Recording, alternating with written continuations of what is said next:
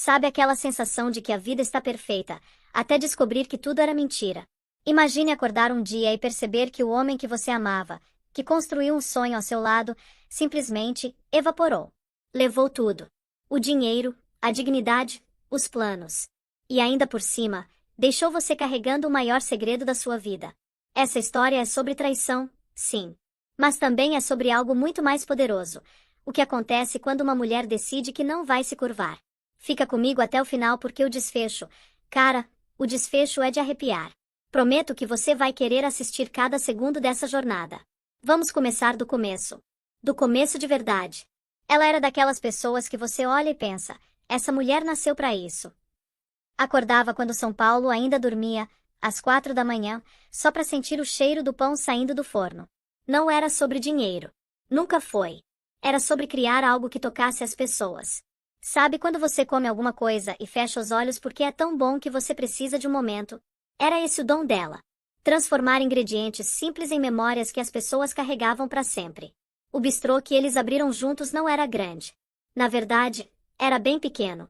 Uma ruazinha charmosa, umas 15 mesas no máximo, decoração despojada mas com personalidade.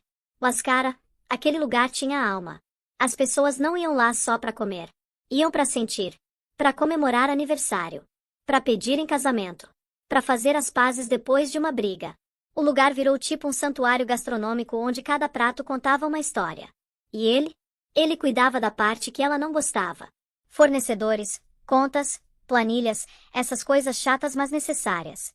Enquanto ela estava na cozinha criando, ele estava no escritório fazendo o negócio funcionar. E funcionava bem. Muito bem. As reservas esgotavam com semanas de antecedência. Críticos gastronômicos escreviam textos apaixonados. Blogueiros faziam fila para conseguir uma mesa. Era o sonho virando realidade. Eles eram tipo aqueles casais que você vê e pensa, cara, eu quero isso para mim.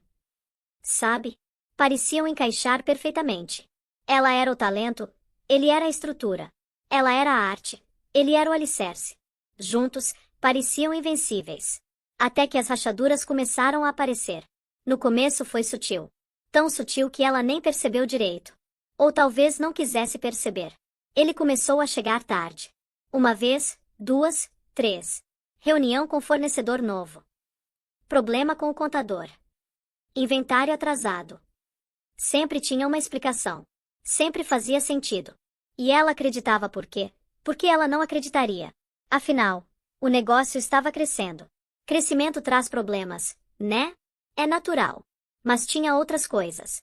Pequenas coisas que sozinhas não significavam nada, mas juntas formavam um padrão estranho. O celular que ele guardava com a tela para baixo. As mensagens que ele lia e apagava rapidamente. O jeito que ele pulava quando o telefone tocava. O corpo dele ficando tenso quando ela entrava no escritório sem avisar. E tinha o distanciamento físico também. Sabe quando você abraça alguém e sente que a pessoa não está realmente ali? O corpo está, mas a mente está a quilômetros de distância. Era assim. Quando ela tentava puxar assunto no jantar, ele respondia com monossílabos, os olhos fixos no celular ou em algum ponto vago na parede. Quando ela sugeria assistir um filme juntos no fim de semana, ele sempre tinha alguma coisa urgente para resolver. Ela começou a sentir uma solidão estranha. Uma solidão de estar acompanhada. Sabe como é? Você está na mesma casa, na mesma cama, mas parece que tem um oceano entre vocês dois. E o pior é que você não consegue colocar o dedo no que está errado. É só uma sensação. Uma intuição ruim que fica rondando como uma sombra. Mas ela afastava esses pensamentos. Sou eu que estou paranoica. É só uma fase. Quando o movimento do restaurante diminuir um pouco, vai ficar tudo bem. Ela se convencia disso todos os dias. Porque a alternativa? A alternativa era pensar em coisas que ela não estava pronta para encarar. O restaurante continuava bombando. Eles contrataram mais gente na cozinha. Expandiram o cardápio. Fizeram parceria com vinícolas. Tinha até conversa de abrir um segundo ponto. De fora, parecia que tudo estava perfeito. A empresa crescendo, o casal de sucesso, a vida dos sonhos. Mas por dentro estava tudo desmoronando em câmera lenta. Foi nesse meio tempo que ela percebeu que estava atrasada. No começo ignorou. Seu ciclo nunca foi super regular mesmo. Mas quando passou da segunda semana, ela começou a pensar. Será? Depois de tanto tempo tentando? Depois de tantas decepções mês após mês? Ela comprou um teste numa farmácia longe do bairro. Ninguém podia ver. Não ainda. Não antes de ter certeza. Levou para casa e deixou na gaveta por 3 dias, com medo de fazer. Medo de se decepcionar de novo. Medo de ver aquela linha única que dizia não, não dessa vez. Mas a curiosidade venceu o medo. Numa manhã chuvosa de domingo, quando ele tinha saído cedo para resolver não sei o que, ela trancou a porta do banheiro e fez o teste. Colocou ali na pia e virou para não ficar olhando. Contou até 60. Respirou fundo. Virou. 2 linhas. Rosa. Nítidas. Ela segurou no teste com as 2 mãos e começou a tremer. Depois começou a chorar. Mas era choro de alegria. Pura, avassaladora alegria. Tudo pelo que ela tinha passado, todas as tentativas frustradas, todas as vezes que ela se culpou achando que tinha algo errado com ela, tudo tinha valido a pena. Ela estava grávida. Ia ser mãe. Marcou médico no mesmo dia, sem contar para ninguém. Queria ter certeza absoluta antes de dar a notícia. O exame de sangue confirmou. 6 semanas. E na primeira ultrassom, veio o melhor, uma menina. Ela ia ter uma filha. Saiu do consultório caminhando nas nuvens.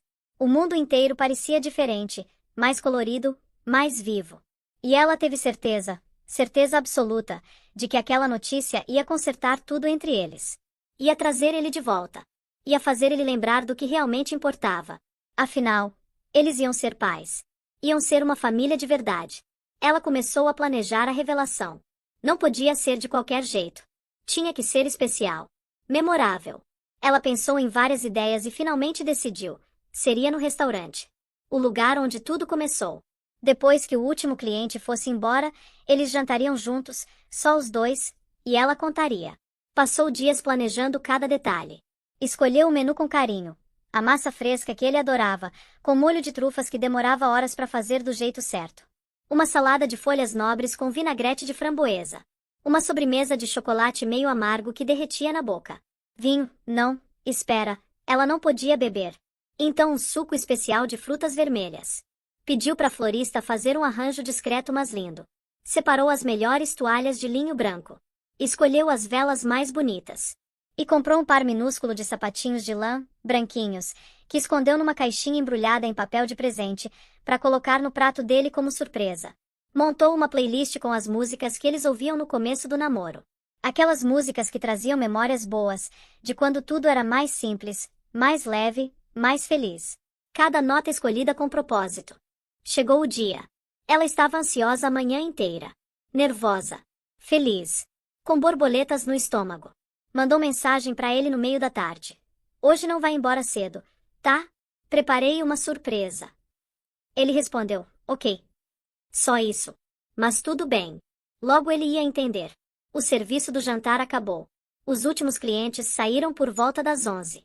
A equipe começou a limpar e ela dispensou todo mundo. Podem ir. Eu fecho hoje. Ficou sozinha. Acendeu as velas. Colocou a música. Finalizou os pratos. Arrumou a mesa do canto, a preferida deles, com todo o capricho do mundo. Ficou linda. Cinematográfica. Digna de revista. Ela olhou pro relógio. 00:15. Ele deveria estar chegando. Mandou mensagem. Tô te esperando coração vermelho, entregue. Não visualizado. 00:30. Ligou. Chamou, caixa postal. 1 da manhã.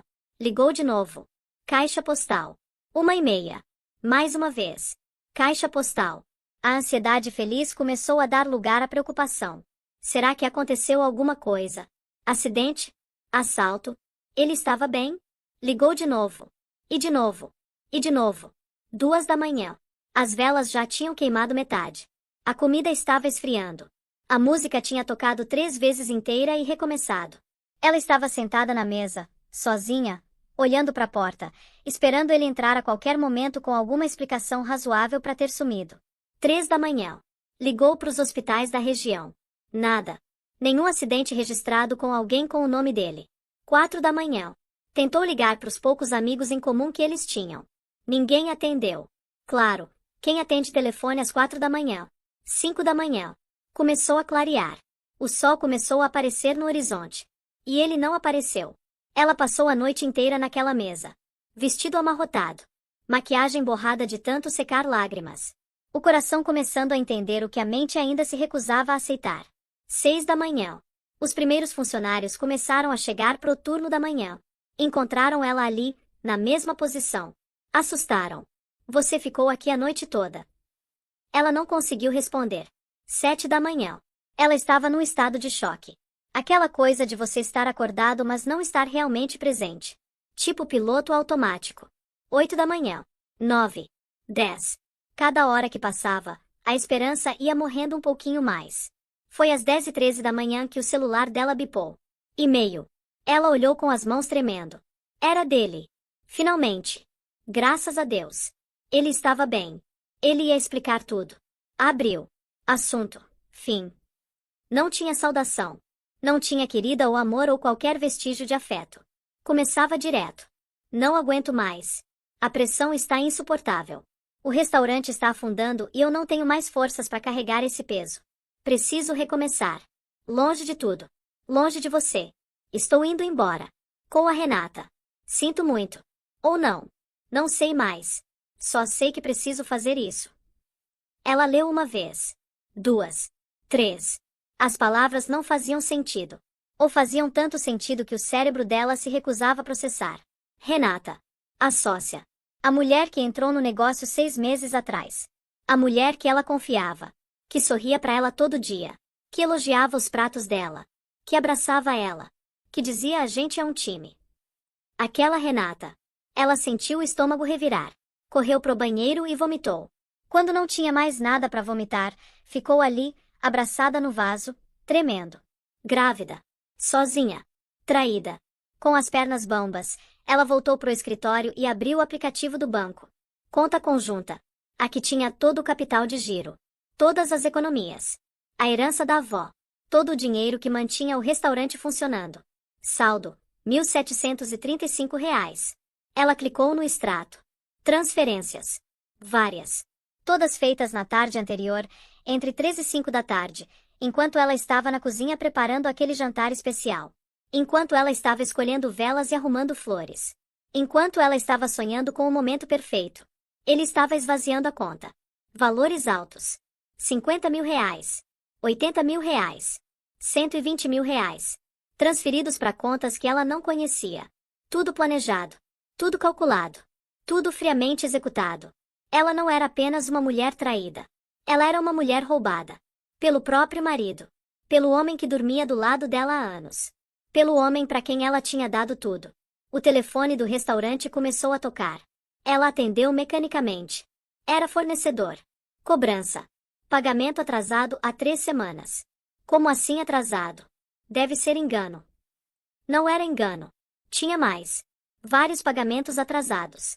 Contas que ele dizia ter pago e não pagou. Mais ligações. Mais cobranças. O banco. Empréstimo não pago. Que empréstimo? Empréstimo que ele fez em nome da empresa há 2 meses. Ela nem sabia. Foi aí que ela entendeu. Ele não fugiu no impulso. Ele planejou. Por meses.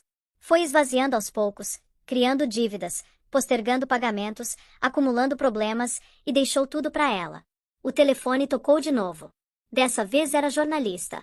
Blog de fofoca. É verdade que vocês aplicaram um golpe e fugiram com o dinheiro dos investidores. Que investidores? Que golpe?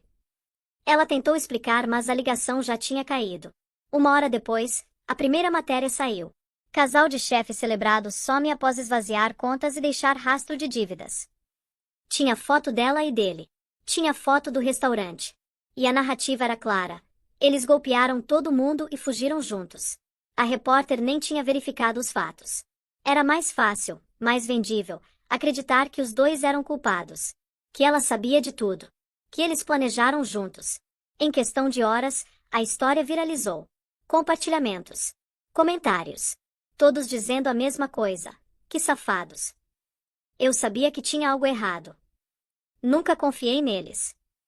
Espero que sejam presos. E ela? Ela estava ali, sentada no escritório, vendo o nome dela sendo destruído em tempo real, sem poder fazer nada. Por que como você explica algo tão complexo, tão absurdo, quando ninguém quer ouvir? Quando a versão que todo mundo já decidiu acreditar é muito mais simples e satisfatória. Os dias seguintes foram um inferno na Terra. Fornecedores apareciam no restaurante, nervosos, irritados, exigindo pagamento. Funcionários ficavam confusos. Vai fechar? A gente vai ser demitido. Ela não tinha respostas. Não para eles, não para si mesma. Jornalistas acamparam na porta. Sempre com a mesma pergunta. Onde está seu marido? Não sei. Vocês roubaram juntos? Não. Então por que você ainda está aqui? Porque eu não fiz nada. Mas ninguém acreditava. As evidências eram sólidas demais. Conta conjunta vazia. Marido sumido. Dívidas por todo lado. Para qualquer pessoa de fora, ela era cúmplice. No mínimo cúmplice. No máximo, a cérebro por trás de tudo. Ela tentou dar entrevista para se explicar. Escolheu um jornalista que parecia sério, empático. Sentou, com as mãos trêmulas, e contou sua versão. Eu não sabia de nada. Ele me traiu. Me roubou. Fugiu com a sócia. Eu sou tão vítima quanto todo mundo. A matéria saiu. E sabe qual foi a manchete? Esposa diz que não sabia de nada, mas amigos duvidam. A entrevista inteira foi editada de um jeito que fazia ela parecer mentirosa. Cada tentativa de se defender só cavava o buraco mais fundo. Surgiram mais detalhes sórdidos. Alguém vazou foto dele e da Renata juntos num bar, semanas antes de sumir. A foto mostrava eles rindo, brindando. Felizes. A legenda dizia. Enquanto isso, a esposa estava em casa sem desconfiar de nada. Os comentários eram cruéis. Como ela não sabia. Ou é muito burra ou está mentindo. Um ex-funcionário deu entrevista dizendo que tinha clima estranho entre ele e a Renata há meses. Que todo mundo na cozinha percebia. Que só ela não via. Mais combustível pro fogo.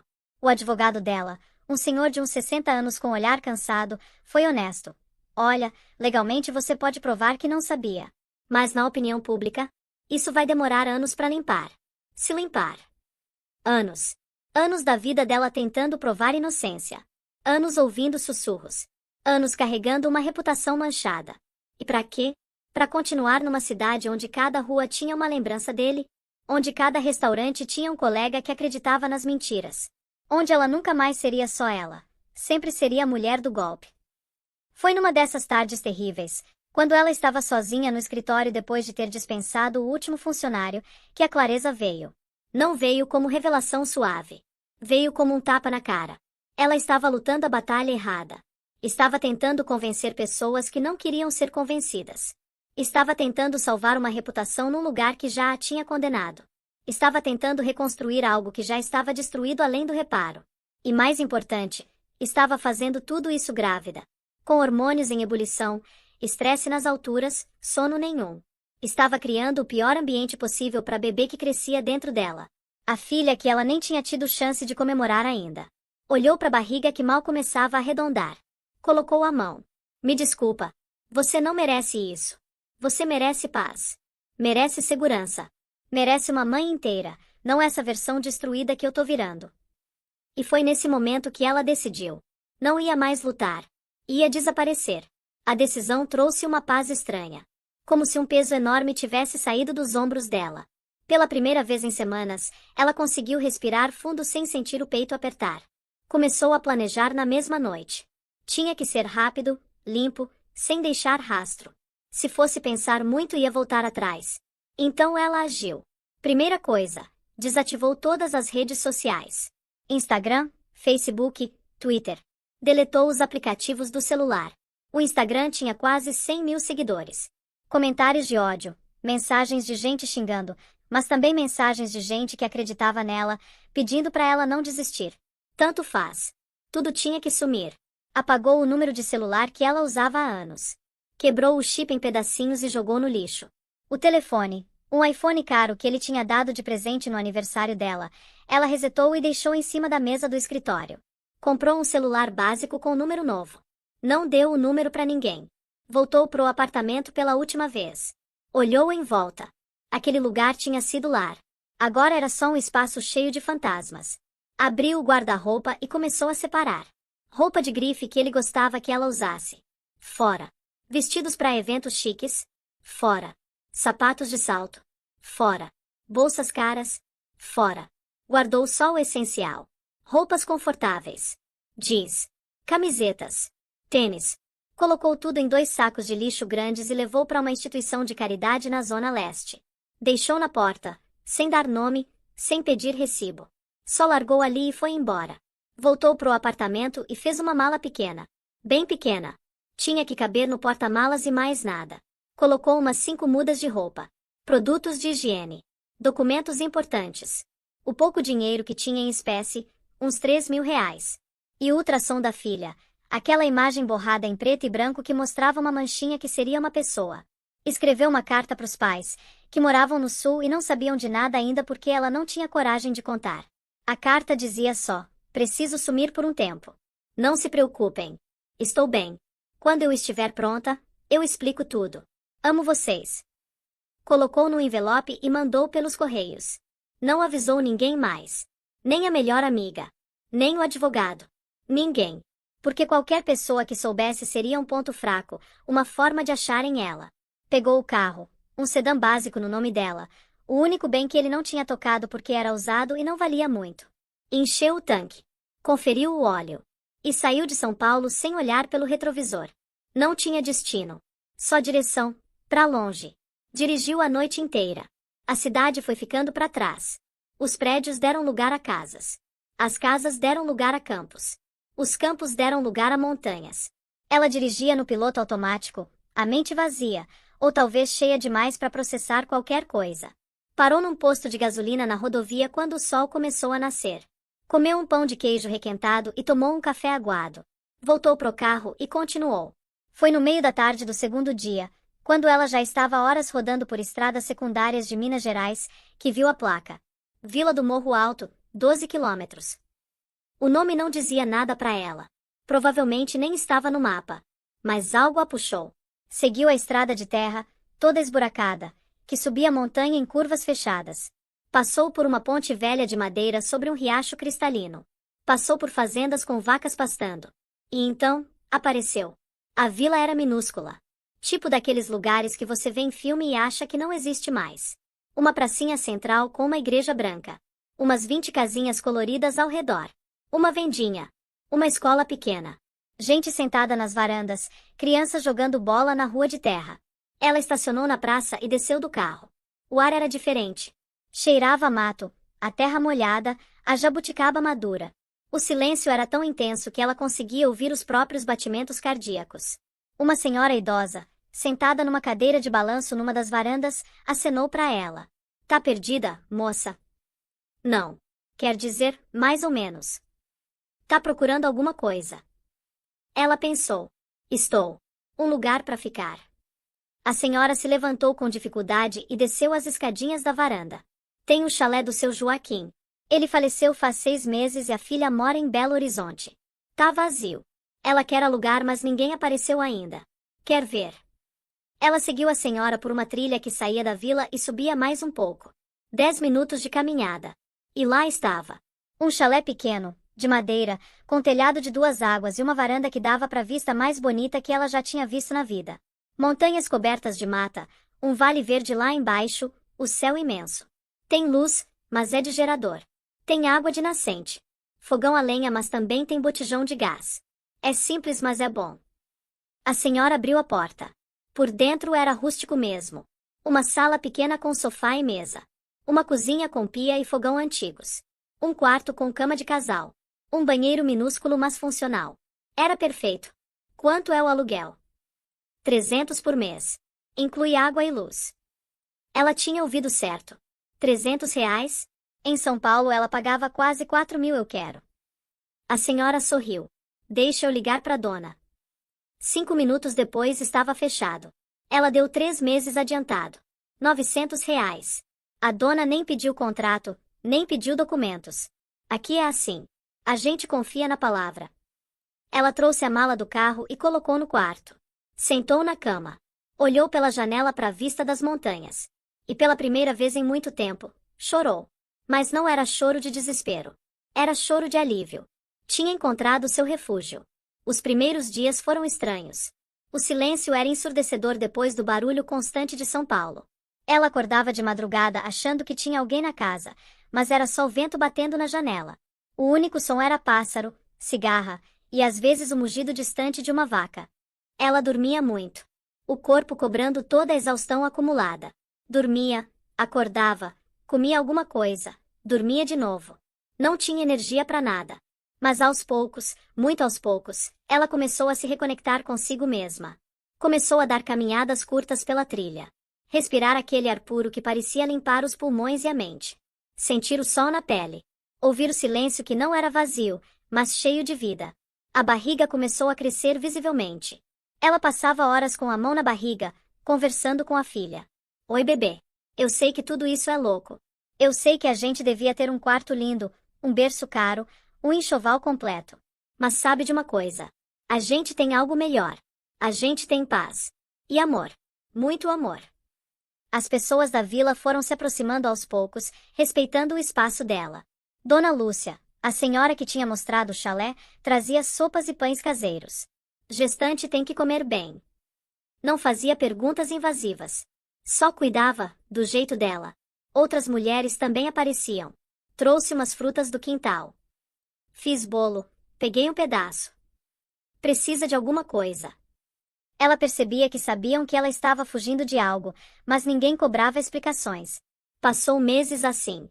Numa rotina simples e curativa. Acordar com o sol. Tomar café na varanda. Caminhar. Ler. Cozinhar. Cuidar da hortinha que começou a plantar. Conversar com a filha. A gravidez avançava. Barriga grande. Ultrassom feito na cidadezinha mais próxima mostrou que estava tudo bem. Menina saudável. Batimentos perfeitos. Ela decidiu o nome numa tarde ensolarada, sentada na varanda. Aurora. Porque a aurora é a luz que chega depois da escuridão. E aquela menina era exatamente isso. Chegou perto do final da gravidez e ela começou a ficar nervosa. E se desse problema? O hospital mais próximo ficava a 1h30. E se não desse tempo de chegar? Dona Lúcia percebeu a preocupação. Moça, aqui a gente não vai muito pro hospital para ter bebê não. Tem as parteiras. A Dona Maria e a Dona Teresa. Elas já trouxeram metade dessa vila ao mundo. Se quiser, eu chamo elas para te conhecer. Ela ficou em dúvida no começo. Parteira? Mas depois pensou, que opção ela tinha? E mais, gerações e gerações de mulheres tiveram filhos assim. Ia dar certo. As parteiras vieram numa tarde. Duas senhoras de uns 70 anos, mãos calejadas, olhar sábio. Conversaram com ela. Examinaram a barriga com toque gentil mas firme, fizeram perguntas sobre como estava se sentindo. Tá tudo certo com você e com a menina. Quando chegar a hora, a gente vem. Pode ficar tranquila. E ela ficou. Porque tinha algo nas vozes delas, na segurança delas, que transmitia uma paz profunda. A noite chegou numa madrugada de fim de primavera. Ela acordou às 3 da manhã com uma dor diferente. Aguda. Profunda. Uma contração que atravessou o corpo dela como uma onda. Respirou fundo. É agora. Levantou. Acendeu a lamparina a óleo que ficava do lado da cama. Outra contração. Mais forte. Ela gemeu baixinho. Lá fora começou a chover. Uma chuva grossa, quente, barulhenta. O cheiro de jabuticaba misturado com terra molhada entrava pela janela aberta. Ela saiu até a varanda, segurando na barriga. A vila estava escura, todo mundo dormindo. Mas tinha uma luz acesa. A casa da Dona Lúcia. E 2 minutos depois, viu a silhueta da velha senhora correndo pela trilha com uma lanterna, mesmo com a chuva caindo forte. Chegou a hora. Chegou. Dona Lúcia entrou, acendeu mais lamparinas, colocou água para ferver. Vou buscar as parteiras. Saiu correndo de novo. Ela ficou sozinha por uns 20 minutos. As contrações vindo cada vez mais próximas. Ela caminhava pelo quarto, respirava fundo, segurava no batente da porta quando a dor apertava. Você vai nascer numa noite de chuva, igual a mim, ela sussurrou para a barriga. A gente vai ficar bem. Eu prometo. As parteiras chegaram encharcadas mas sorridentes. Trouxeram uma sacola com panos limpos, ervas, óleo. Transformaram o quarto numa sala de parto improvisada mas organizada. Vamos lá, minha filha. Você é forte. Seu corpo sabe o que fazer. O trabalho de parto foi longo. Horas e horas. A chuva não parava lá fora. As contrações eram ondas cada vez mais altas, cada vez mais intensas. Ela suava. Gritava. Chorava. Mas as mãos das parteiras estavam sempre ali. Firmes. Seguras. Respira fundo. Isso. Agora solta devagar. Bom. Você tá indo bem. Ela pensou que ia morrer. Pensou que não ia conseguir. Mas então pensou na filha. Na Aurora. E encontrou uma força que não sabia que tinha. Tá na hora de fazer força. Na próxima contração, você vai empurrar com tudo. Entendeu? Ela acenou com a cabeça. A contração veio como um tsunami. Ela fez força. Gritou. Sentiu o corpo se rasgar. Isso. A cabeça tá saindo. Mais uma vez. Vamos. Outra contração. Outra força. Um rasgamento. Uma pressão. E então, alívio. Um alívio tão grande que ela quase desmaiou. E o choro. O choro mais lindo do mundo. Forte, saudável, indignado. O choro de uma menina que acabava de chegar e já estava reclamando da mudança. É uma menina linda. Perfeita. Colocaram o bebê no peito dela. Pele com pele. Quentinho. Molhado. Pequeno. Perfeito. Ela olhou para aquele rostinho. Os olhos apertados. O cabelo escuro grudado na cabeça. A boquinha fazendo biquinho. E desabou a chorar. Mas era choro de alegria pura. Oi, Aurora. Oi, meu amor. Eu sou sua mãe. E eu vou cuidar de você para sempre. Lá fora, a chuva tinha parado. E no horizonte, começava a clarear. O sol nascendo. A aurora chegando. Os primeiros meses com a Aurora foram intensos. Ela não sabia nada sobre ser mãe. Tudo era aprendizado na prática. Amamentar doía no começo. Trocar fralda era uma aventura.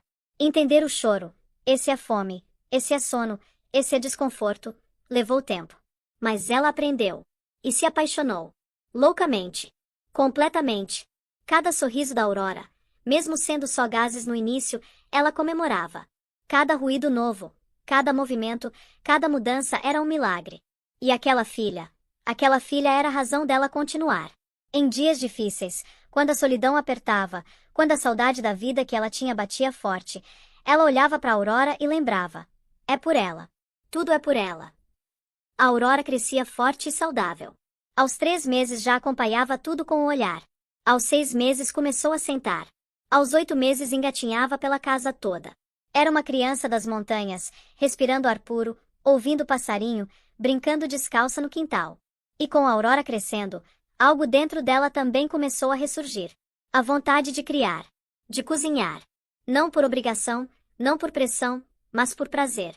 Ela começou de novo devagar. Fazia comida para ela mesma. Experimentava com os ingredientes locais. A vila tinha uma feirinha aos sábados onde os sitiantes vendiam produtos frescos. Ela se encantou com a variedade de frutas que nunca tinha trabalhado: jabuticaba, pitanga, araçá, gabiroba, cambuci. Começou a fazer geleias.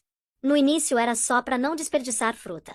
Comprava 1 quilo de jabuticaba, comia um pouco, e o resto ia estragar. Então cozinhava, adicionava açúcar e fazia geleia. Mas aí a chefe que morava dentro dela acordou. Ela não queria fazer geleia comum. Queria fazer geleia especial. Experimentou adicionar especiarias. Pimenta rosa com jabuticaba, a doçura da fruta cortada pelo toque picante e aromático da pimenta. Ficou incrível. Tentou amora com lavanda. Goiaba com gengibre. Pitanga com baunilha. Cada combinação era uma descoberta. E ela se pegou sorrindo enquanto cozinhava pela primeira vez em meses. Fez uns 10 potes e levou para Dona Lúcia. Para agradecer tudo que a senhora fez. A velha senhora provou e arregalou os olhos. Menina, isso aqui é coisa de outro mundo. Você tem que vender. Vender? Não, eu só faço por hobby. Hobby nada. Com esse talento? Você tá louca. Dona Lúcia levou um pote pro dono da vendinha. Ele provou, gostou, e pediu 1 dúzia. Se vender, eu peço mais. Vendeu em 2 dias. Ela fez mais. 2 dúzias.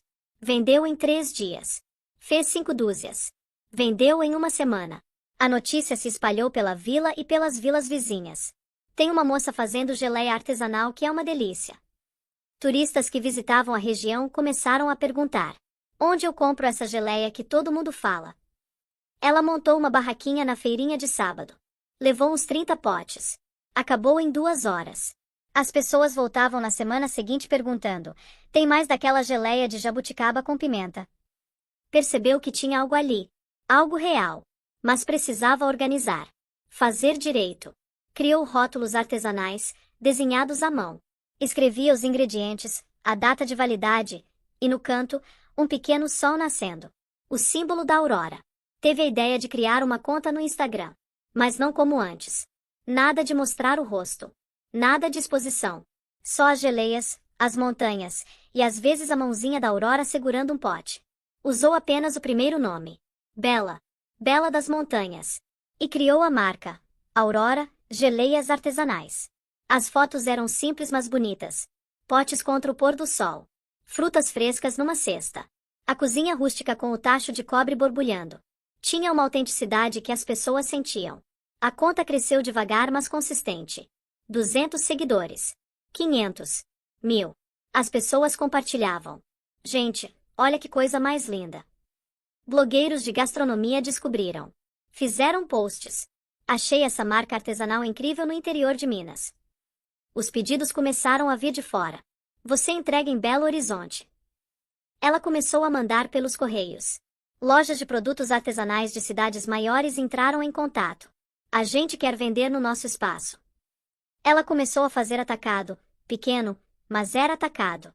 Em 6 meses ela tinha contratado 3 mulheres da vila para ajudar. Montaram uma pequena cozinha comunitária, maior que a do chalé, com equipamentos melhores mas mantendo o processo artesanal. Cada pote ainda era feito com cuidado. Cada fruta escolhida a dedo. Cada combinação testada até ficar perfeita. Não era produção em massa. Era arte. E a marca cresceu. Não por marketing agressivo. Não por influencer. Cresceu porque era boa. Porque era honesta. Porque cada pessoa que provava se apaixonava e recomendava para outra. 1 ano depois de começar, a Aurora tinha presença em 50 lojas em 5 estados. O Instagram tinha 15.000 seguidores. E ela estava feliz. Estava construindo algo bonito. Do jeito dela. A Aurora completou 2 anos. Uma festinha simples na vila, com as crianças locais, bolo de chocolate, bandeirinhas coloridas. A menina corria pelo quintal, rindo, livre, amada. Ela olhou para a filha e pensou: a gente conseguiu. A gente não só sobreviveu. A gente floresceu. Mas enquanto ela florescia no silêncio das montanhas, do outro lado, na cidade grande, a história era bem diferente. Ele e a amante abriram um restaurante novo com todo o dinheiro roubado. Gastaram uma fortuna na reforma. Decoração de revista. Cozinha de ponta. Marketing caro. Chamaram de Elemento. O nome era pretensioso. Eles eram pretensiosos. A inauguração foi cheia de gente, claro. Curiosos querendo ver o que o casal escandaloso tinha aprontado. Mas a curiosidade não se traduziu em clientes fiéis. Os pratos eram medíocres. Ele tentou replicar o que ela fazia, mas não tinha a técnica, o olhar, o toque. A comida era tecnicamente correta, mas sem alma. Sem identidade. Qualquer chefe formado faria igual ou melhor. E ela, a Renata, se revelou uma sócia desastrosa. Gastava sem controle. Queria tudo do mais caro. Vinho importado que não harmonizava com a comida. Decoração ostensiva que mais parecia querer impressionar do que criar ambiente acolhedor. Pior, ela não tinha paciência com o cliente. Quando alguém reclamava de alguma coisa, ela ficava na defensiva. Você não entende nada de gastronomia. Cliente sumia e não voltava. As críticas começaram a sair. E foram brutais. Elemento promete muito e entrega pouco. Falta alma nessa comida. O casal escandaloso não consegue replicar o sucesso do antigo restaurante. Cada crítica era uma facada. E em vez de usar isso para melhorar, eles começaram a brigar. Entre eles. A culpa é sua. Você não sabe cozinhar direito. A culpa é sua. Você gasta todo o dinheiro. O romance que tinha sido a desculpa para destruir um casamento azedou em tempo recorde. Brigavam na frente dos funcionários. Brigavam na frente dos clientes. O clima era péssimo. 6 meses depois da abertura, as mesas vazias eram mais comuns que as cheias. O dinheiro, que parecia infinito, estava sumindo rápido. Aluguel caro, fornecedores caros, folha de pagamento alta e faturamento baixo. Começaram a atrasar pagamento. Fornecedor cortava.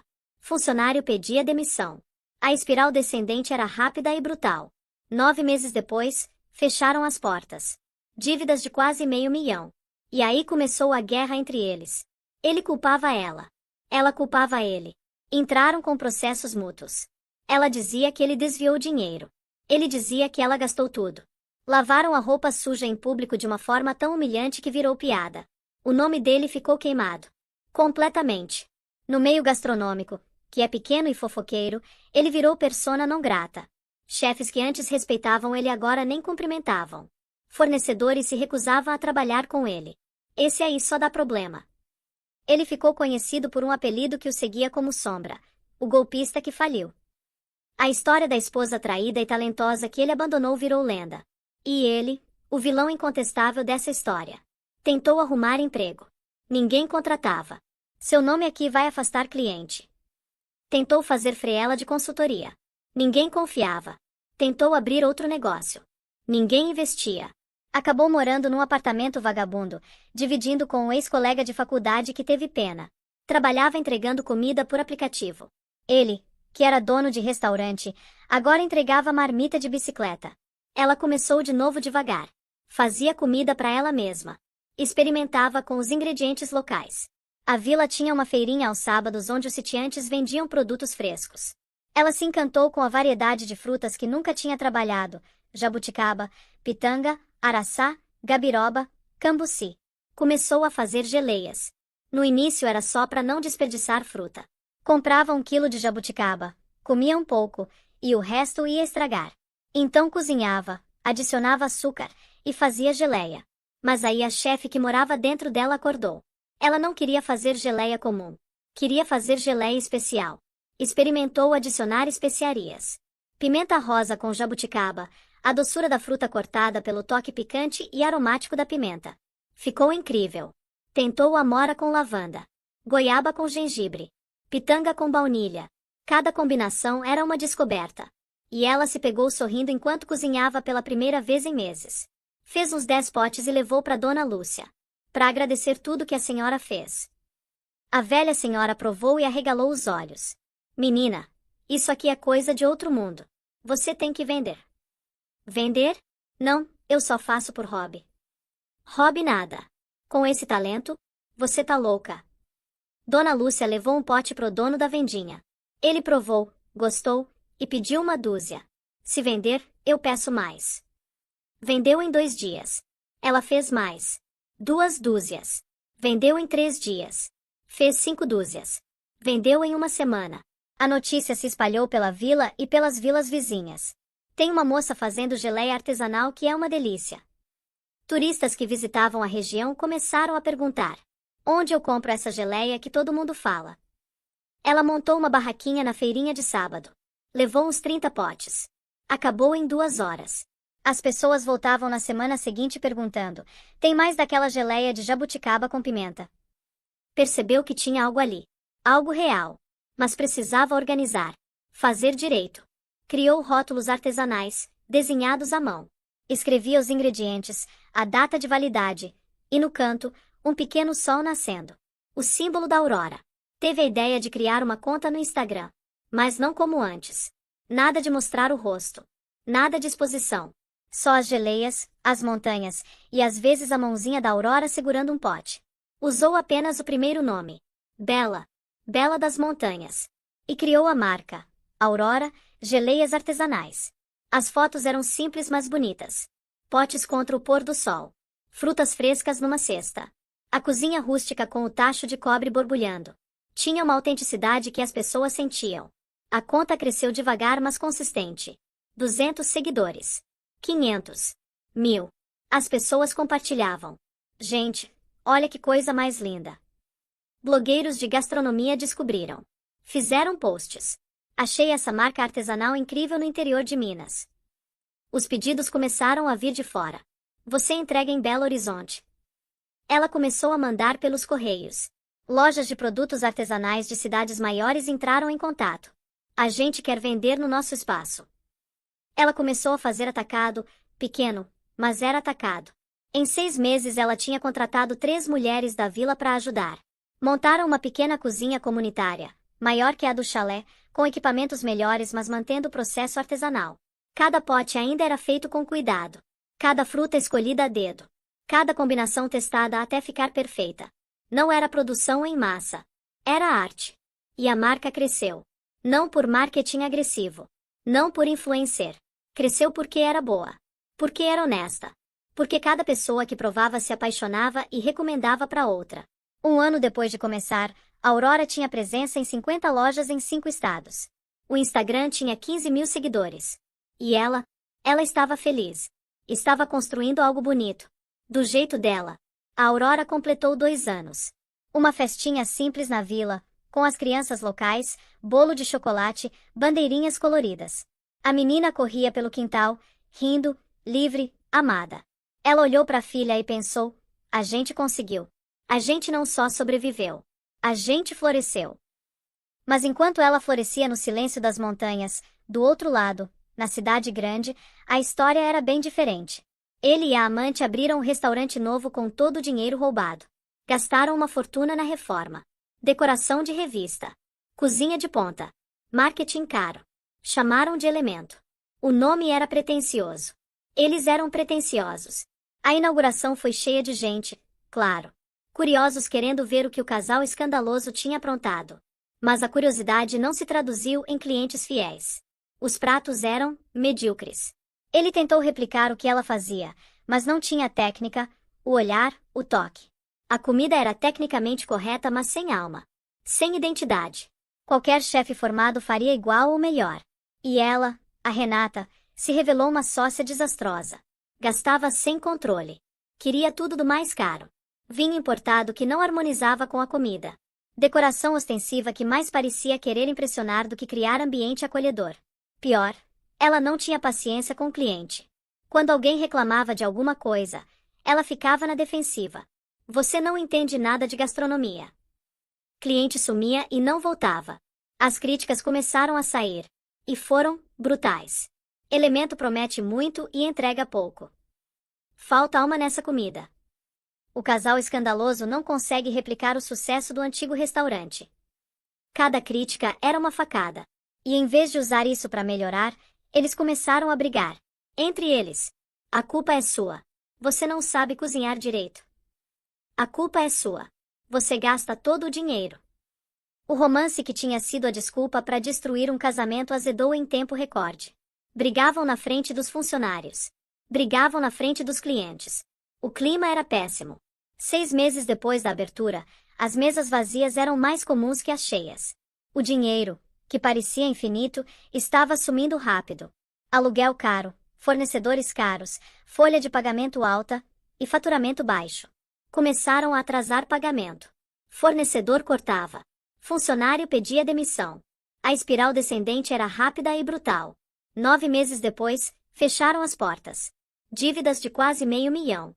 E aí começou a guerra entre eles. Ele culpava ela. Ela culpava ele. Entraram com processos mútuos. Ela dizia que ele desviou dinheiro. Ele dizia que ela gastou tudo. Lavaram a roupa suja em público de uma forma tão humilhante que virou piada. O nome dele ficou queimado. Completamente. No meio gastronômico, que é pequeno e fofoqueiro, ele virou persona não grata. Chefes que antes respeitavam ele agora nem cumprimentavam.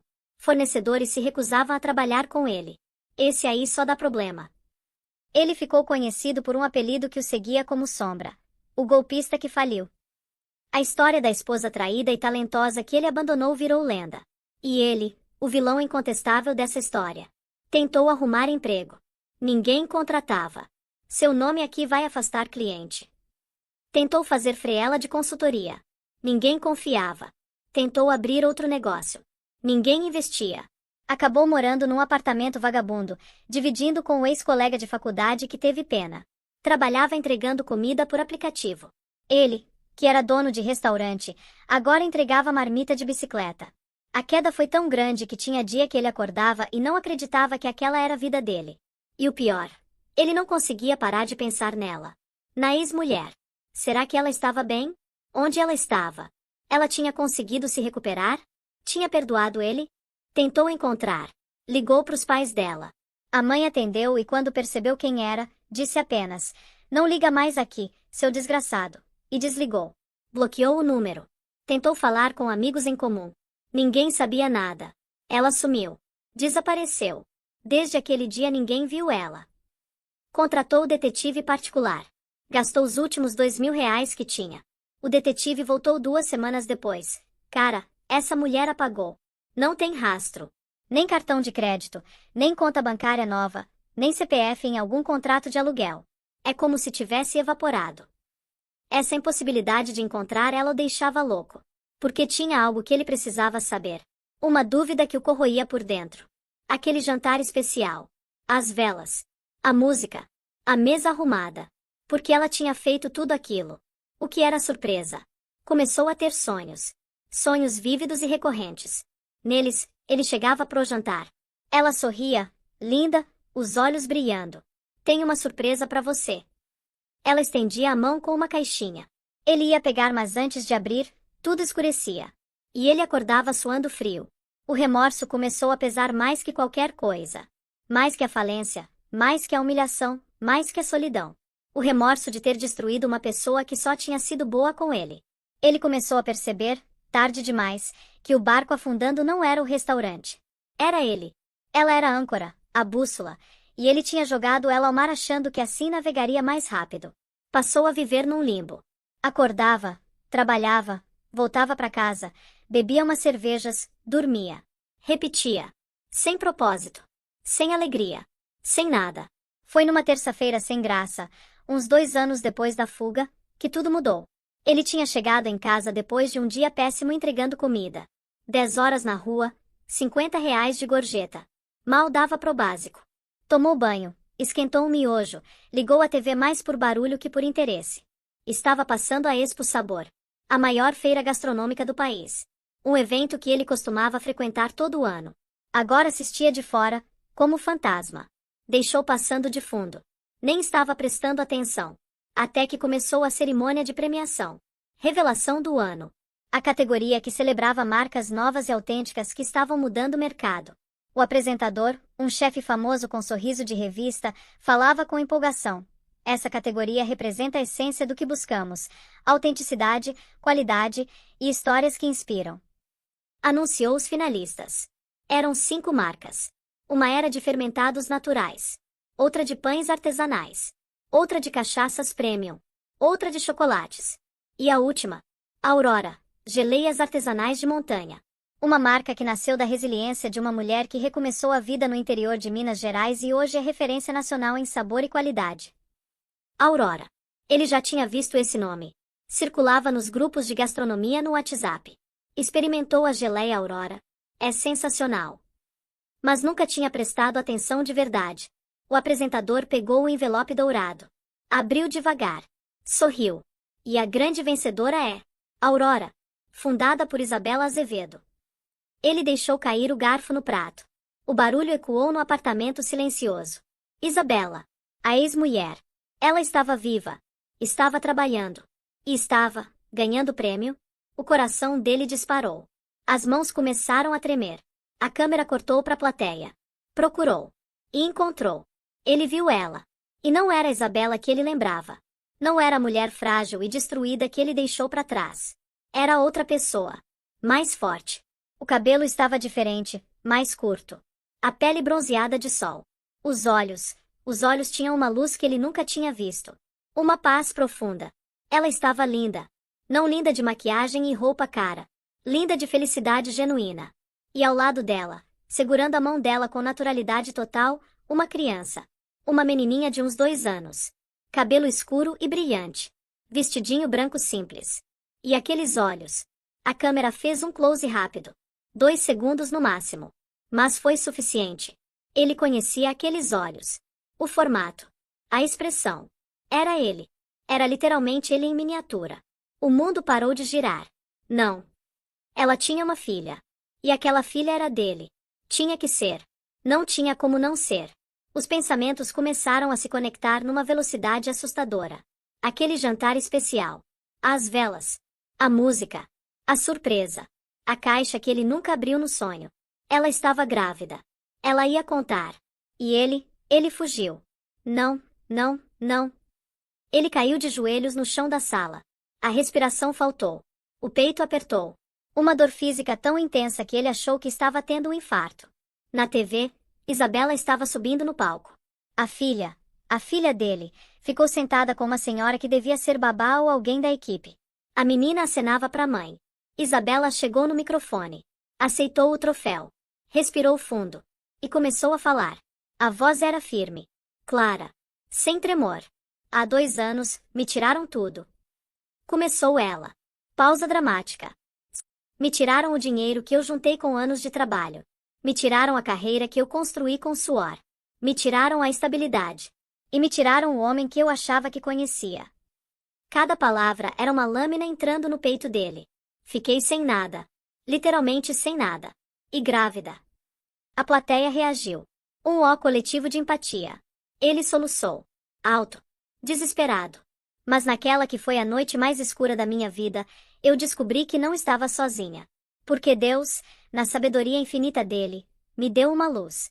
Me deu minha aurora. Ela olhou para a filha. A câmera mostrou a menininha sorrindo, sem entender nada mas sentindo o amor. Por ela e para ela, eu renasci. Recomeçar foi a coisa mais difícil que já fiz. Mas foi também a coisa mais necessária. Porque às vezes a gente precisa perder tudo para descobrir o que realmente importa. E o que importa não é dinheiro. Não é reconhecimento. Não é status. O que importa é amor. É integridade. É ter coragem de seguir em frente mesmo quando tudo diz que você deveria desistir. A plateia aplaudiu de pé.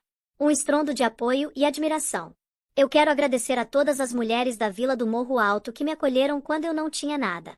Que me ensinaram que comunidade é família. Quero agradecer as minhas colaboradoras que trabalham comigo e transformam frutas em amor envidraçado. E quero agradecer a minha filha, que nem sabe o quanto ela salvou a vida da mãe só por existir. A voz dela embargou um pouco no final. Ela limpou uma lágrima discreta. Esse prêmio não é meu. É nosso. É de todo mundo que acredita que é possível recomeçar. Muito obrigada. Mais aplausos. Ela saiu do palco. Pegou a filha no colo. Beijou o topo da cabeça dela. A câmera capturou esse momento e ele viu. Viu o amor. O amor puro, incondicional, feroz que ela tinha por aquela criança. Por aquela criança que era dele. Que deveria ser dele também. Mas que ele nem conhecia. Ele ficou ali, de joelhos, chorando como não chorava desde criança. Um choro convulsivo, desesperado, de quem finalmente entende a magnitude do que fez. Ele não tinha apenas traído ela. Não tinha apenas roubado ela.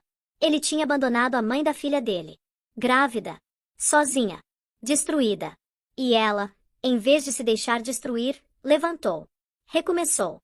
E agora estava ali, sendo celebrada, enquanto ele estava no fundo do poço. A justiça tinha sido feita. Não pelos tribunais. Não pela polícia. Mas pela vida. Ele tentou entrar em contato. Não sabia como, mas precisava. Foi num desespero, meio surtado. Encontrou o Instagram da Aurora. Mandou mensagem.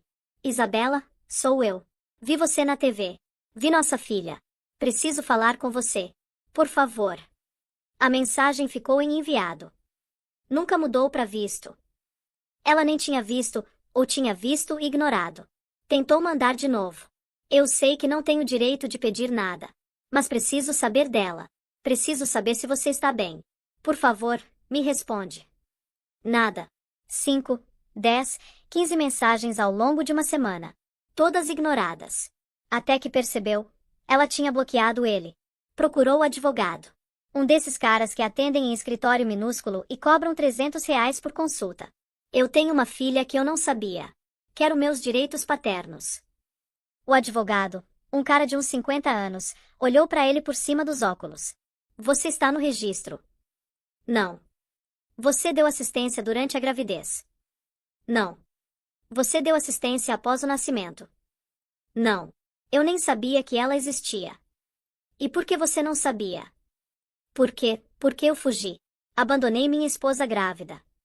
O advogado tirou os óculos. Esfregou o rosto. Olha, eu não vou mentir. Seu caso é complicado. Muito complicado. Tecnicamente você pode pedir teste de DNA e se comprovar paternidade, pode requerer direitos. Mas baseado no que você me contou, qualquer juiz vai olhar e ver um homem que abandonou uma mulher grávida, roubou dinheiro dela, causou destruição na vida dela, e 2 anos depois quer aparecer e ter direitos. Mas ela é minha filha. É, mas você não foi pai. Pai não é quem faz. Pai é quem cria. E você não estava lá. Por escolha sua. Então meu conselho? Deixa pra lá.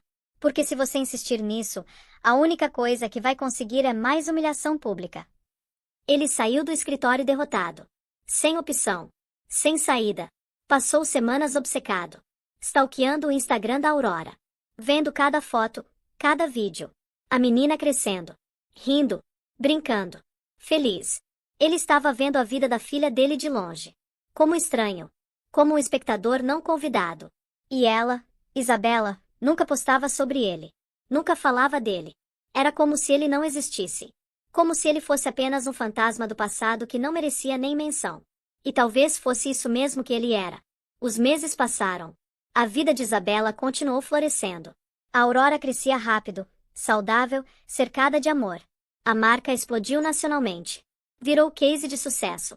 Matérias em revistas. Palestras sobre empreendedorismo feminino. Convites para programas de TV. Mas ela recusava quase tudo. Aceitava o mínimo necessário para manter a marca crescendo, mas seu foco era outro: viver. Viver plenamente. Simplesmente, feliz. Foi num dia de mercado que ela conheceu ele. Não o ex-marido. Um novo ele. Estava comprando frutas quando Aurora, que já andava, saiu correndo atrás de um cachorro. Ela foi atrás, e quando alcançou, a menina estava no colo de um homem de uns 30 e poucos anos, sorriso gentil, calça jeans e camisa simples. É sua? Ele perguntou, devolvendo a menina. É, desculpa. Ela é rápida. Sem problema. Eu trabalho com crianças. Sou pediatra aqui da região. Eles começaram a conversar. Descobriram que ele já tinha atendido a Aurora uma vez quando ela teve uma febre. Ele lembrava. A menina dos olhos grandes que não parava de sorrir mesmo doente. Começaram a se encontrar. Não era nada forçado. Era natural. Ele aparecia na feira. Ela aparecia na clínica dele para uma consulta de rotina da Aurora. Tomavam um café. Conversavam. Ele nunca perguntou sobre o passado dela de forma invasiva. Sabia quem ela era. Todo mundo na região sabia da história da mulher que tinha recomeçado. Mas ele não cobrava explicações. Só estava presente. O amor cresceu devagar, sem pressa. Um amor de terra firme. Sem mentiras, sem traição, sem drama. Ele conheceu a Aurora, e a menina se apegou a ele de um jeito bonito de ver. E ele era gentil com ela, paciente, carinhoso. Quando ele finalmente pediu ela em namoro, foi simples. Estavam na varanda do chalé, a Aurora dormindo dentro. Ele segurou a mão dela e disse: Eu quero estar aqui. Com você e com ela. Se você quiser. E ela quis. Porque pela primeira vez em muito tempo, estava pronta. Não para preencher um vazio, porque ela já estava completa. Mas para dividir a felicidade. Um ano depois eles se casaram. Cerimônia pequena na igrejinha da vila. Aurora como daminha. Os amigos da vila todos presentes. Foi singelo, emocionante, verdadeiro. Ela usou um vestido branco simples. Ele estava de terno claro. E quando trocaram os votos, tinha lágrimas nos olhos dos dois. Eu prometo estar aqui nos dias bons e nos dias difíceis. Prometo amar você e sua filha como família. Prometo construir uma vida tranquila e feliz ao seu lado. Era tudo que ela precisava ouvir. Não promessas grandiosas. Não declarações exageradas. Apenas honestidade e presença. A vida seguiu nesse ritmo bonito. A marca Aurora continuou crescendo de forma sustentável. Ela expandiu a linha de produtos, não só geleias, mas também compotas, chutneys, molhos especiais. Manteve tudo artesanal, tudo com propósito. Abriu uma pequena lojinha física na vila, que virou ponto turístico. As pessoas iam até lá não só comprar, mas para conhecer a história. Para ver o lugar onde tudo renasceu. Tinha até um espaço para degustação onde ela oferecia pão fresco com as geleias. Era lindo ver a reação das pessoas provando pela primeira vez. A Aurora cresceu sabendo que a mãe era forte. Que tinha passado por coisas difíceis, mas tinha superado. Quando completou 5 anos, numa tarde de conversa dessas de mãe e filha, a menina perguntou: Mãe, quem é meu pai de verdade? Isabela respirou fundo. Sabia que essa hora ia chegar. Seu pai biológico é um homem que fez escolhas ruins. Ele foi embora antes de você nascer. Mas o seu pai de coração, o papai que está aqui todo dia, esse é seu pai de verdade. E ele sabe que eu existo. Sabe. Mas ele perdeu o direito de fazer parte da sua vida quando me abandonou. A Aurora pensou um pouquinho. Então ele é bobo. Porque eu sou muito legal. Isabela riu e abraçou a filha. Você é incrível. E ele perdeu tudo. E era verdade. Ele tinha perdido tudo mesmo. Enquanto isso, Na cidade grande, ele continuava sua vida medíocre. Ainda entregando comida. Ainda morando no mesmo apartamento ruim. Ainda carregando o peso do que fez. Ele nunca parou de seguir o Instagram da Aurora. Virou uma obsessão doentia. Via cada postagem. Cada foto. Quando Isabela postou foto do casamento, ele ficou 3 dias sem conseguir trabalhar direito. Chorava sozinho no quarto. Ela estava feliz. Radiante. E ele não fazia parte daquela felicidade. Quando a Aurora completou 5 anos, teve uma festinha que foi postada. A menina linda, cercada de amigos, soprando as velhinhas. E um homem ao lado de Isabela. O marido novo. Abraçando a Aurora como se fosse filha dele. Ele socou a parede com tanta força que quebrou 2 dedos. Teve que ir pro hospital explicar que tinha sido acidente. A terapeuta que ele começou a ver, uma das poucas coisas que fez para tentar melhorar, foi direta.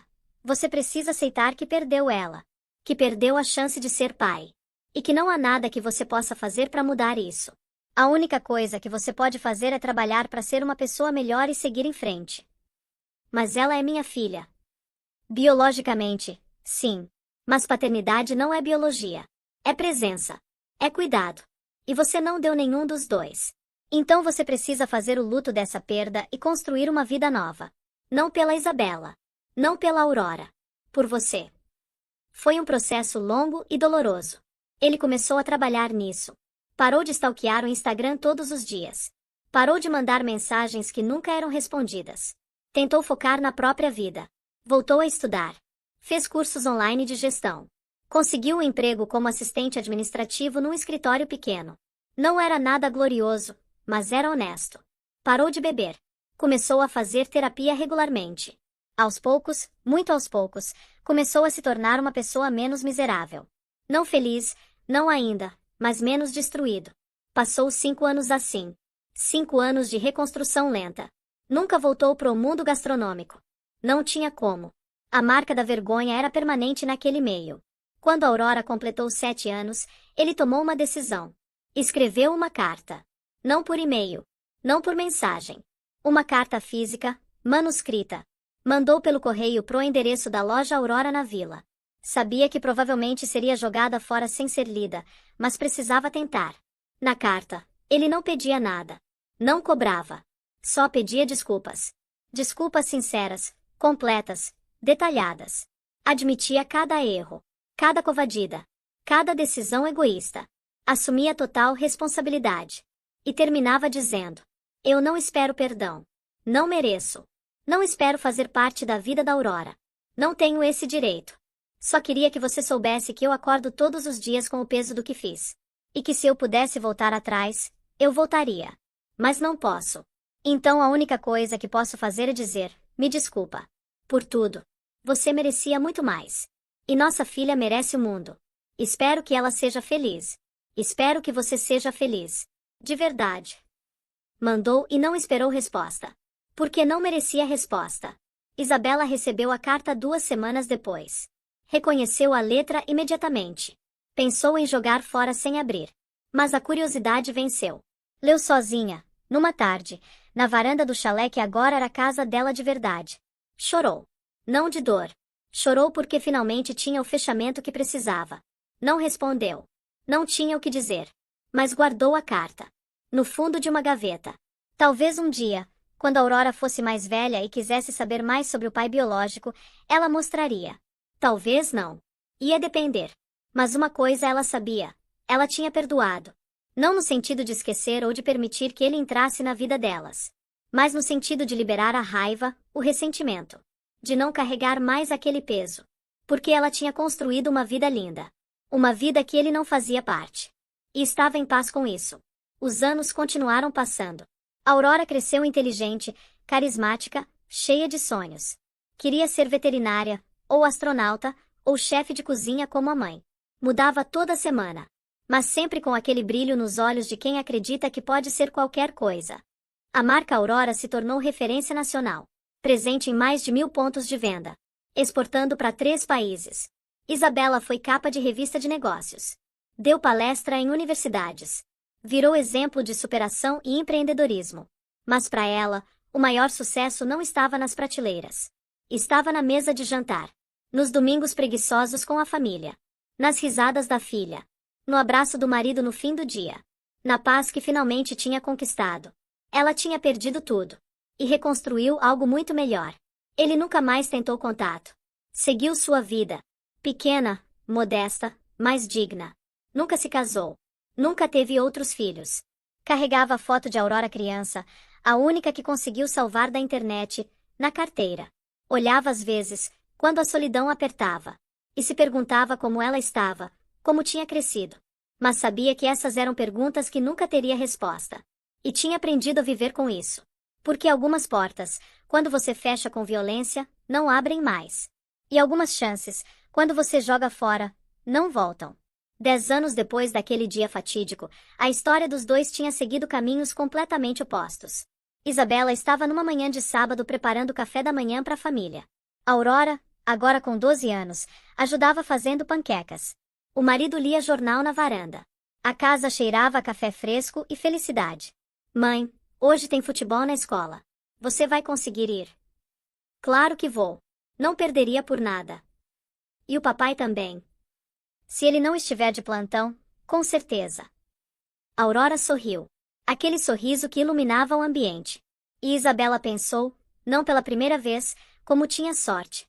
Não porque tinha evitado o pior, mas porque tinha encontrado o melhor dentro do pior. Naquele exato momento, na cidade grande, ele acordava sozinho num apartamento que mal podia chamar de lar. Olhou pro teto. Mais um dia. Mais um dia carregando o peso das escolhas que fez há mais de uma década. Levantou. Foi trabalhar. Voltou. Dormiu. E no dia seguinte, repetiu. Não tinha alvorada na vida dele. Porque ele tinha escolhido a escuridão. E quando você escolhe a escuridão, a luz não volta a bater na sua porta só porque você mudou de ideia. A história terminou como tinha que terminar. Não com vingança espetacular. Não com confronto dramático. Mas com algo muito mais poderoso. A vida seguindo seu curso natural.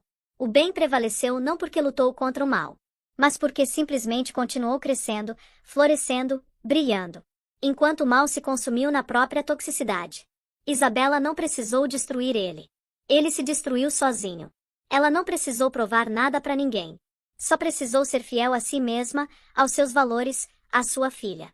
E no final, enquanto ela acordava com propósito, alegria e amor ao redor, ele acordava com vazio, remorso e solidão. Não porque ela desejou isso para ele, mas porque essas foram as consequências naturais das escolhas de cada um. Porque na vida real, às vezes a justiça não vem com sirene de polícia ou martelo de juiz. Vem silenciosa, paciente, inevitável. Vem na forma de uma mulher que você destruiu se tornando a melhor versão dela mesma.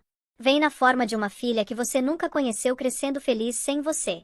Vem na forma de você mesmo tendo que acordar todo dia e encarar no espelho o homem que se tornou. E vem na forma de uma aurora. Que sempre, sempre, sempre nasce depois da noite mais escura. Você querendo ou não. Você merecendo ou não. Porque essa é a natureza da luz. Ela não pede permissão. Ela simplesmente nasce. Isabela olhou pela janela naquela manhã de sábado. O sol estava nascendo por trás das montanhas, pintando o céu de rosa e laranja. Aurora cantarolava na cozinha.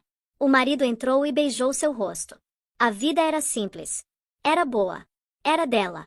E em algum lugar, muito longe dali, ele olhava pela janela do apartamento cinza para um céu cinza, vivendo uma vida cinza. Porque ele tinha tido uma aurora e tinha escolhido fugir dela. E quando você foge da luz, o que sobra é só sombra. O karma não veio gritando. Veio sussurrando. E às vezes, o sussurro dói muito mais que o grito. E aí, o que você achou dessa história?